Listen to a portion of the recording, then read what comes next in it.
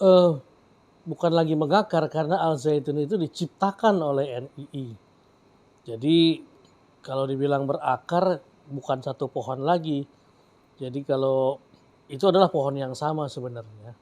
Bahkan kalau dibilang ya Al Zaitun buahnya dari NII. Jadi satu kesatuan sebagaimana Panji Gumilang bicara bahwa antara dia dengan Al Zaitun seperti gula dan manisnya. Jadi nggak bisa dipisahkan satu dengan yang lainnya.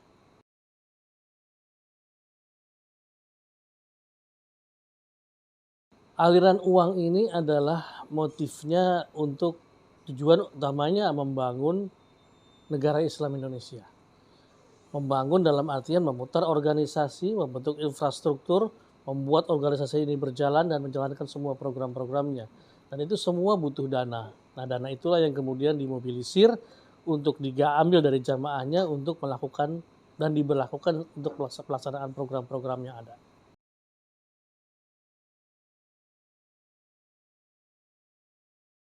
Al Zaitun ini tidak bisa dilihat parsial, harus dilihat secara utuh bahwa dia adalah eh, ibu kotanya NII atau pusat NII dan sebagainya. Nah, yang jalannya di NII kemudian ada di dalam Al Zaitun adalah permasalahan ajaran-ajarannya yang dibawa ke sana. Awal-awalnya itu kan tidak sholat, cuman kemudian diprotes jadi sholat. Awal-awalnya itu semuanya adalah santrinya dibaiat yang sudah anggota sekarang seakan-akan disamarkan. Tapi ajaran-ajaran yang paling nyeleneh terlihatnya di tingkatan bawah di kalangan NII-nya, mengkafirkan orang di luar kelompoknya, tidak perlu sholat karena sholat bisa sholat itu ada bentuk lain yaitu menjalankan program NII dan sebagainya.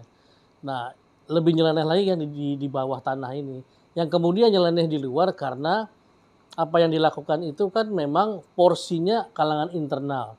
Tapi karena diekspos di media sosial, itu menjadi polemik hingga hari ini.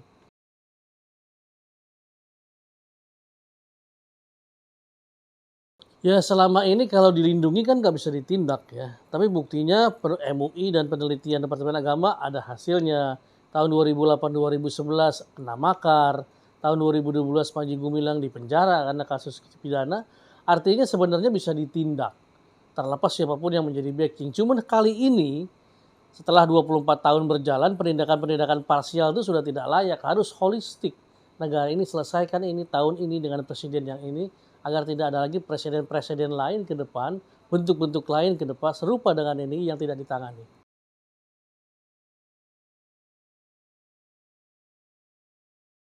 Panji Gumilang harus dipisahkan dari Al Zaitun, artinya dia harus kena pasal yang dikenakan karena kesalahannya, baik itu sebagai pimpinan negara Islam Indonesia dan mendapatkan pasal makar, pidana-pidana terkait permasalahan pemerasan, penipuan, pelecehan, hingga permasalahan-permasalahan pidana urusan tanah dan sebagainya.